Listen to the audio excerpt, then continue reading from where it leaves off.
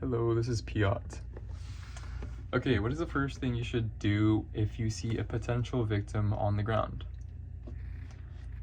Yeah, so the first thing you should do before you even help the victim is to ensure that the scene is safe. And why is that?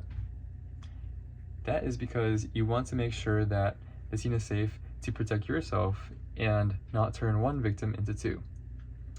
Awesome. What are some potential hazards that you might be looking out for when you're checking for scene safety? Yeah, so that could be anything from in the middle of the street, moving cars. That could be a fire, chemical spills, live wires, puddles, fires, anything of that sort. So in order to check for scene safety, I want you guys to do this one thing. I want you guys to look up, down, all around, and say scene is safe. Now let's do it together. Look up, down, all around, say scene is safe. Awesome.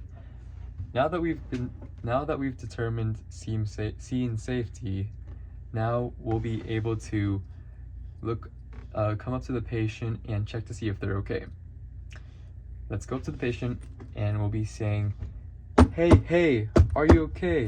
Are you okay? While tapping their shoulders firmly.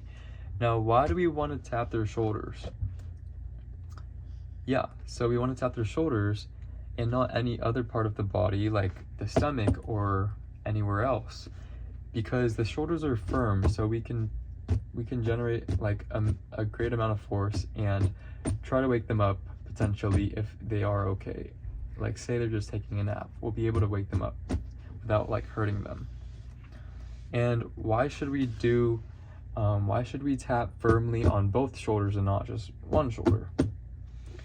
Yeah, in the case where a patient's experiencing a stroke, they might not feel sensation to one side of their body.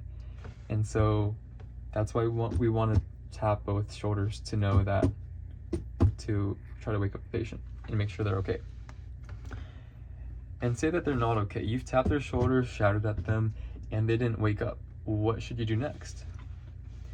Now that you know the patient's not okay, now you should be calling for help. So if there's anyone nearby, you should point at them and say, hey you, call 911, get an 80, and come back. Now I want you guys to try that. Let's point to him.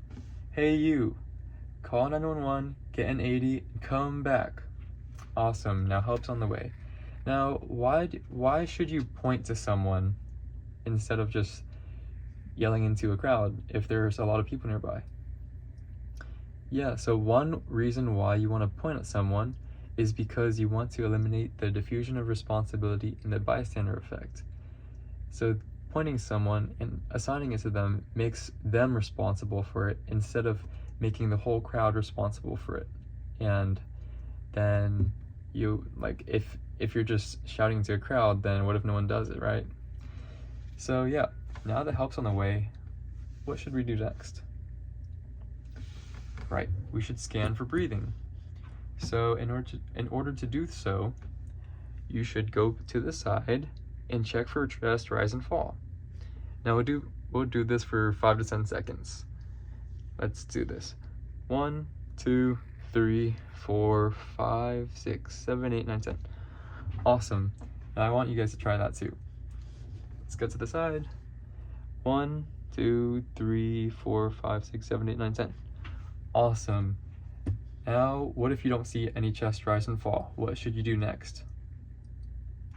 Yeah, you should now initiate CPR, because the two criteria for CPR is that they're unconscious or unresponsive and not breathing. And now, before you initiate CPR, you should bare the chest, because we want to make sure that we're getting rid of anything that's interfering with our compressions, namely clothes, thick ones. So we'll be doing our compressions now. Awesome. Now to remind you guys, what is the rate and depth of our compressions? What should we be doing for an adult?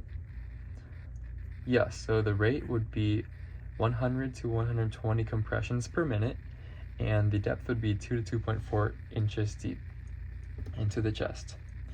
And remind me, guys, what are the 5 conditions where you're able to stop CPR?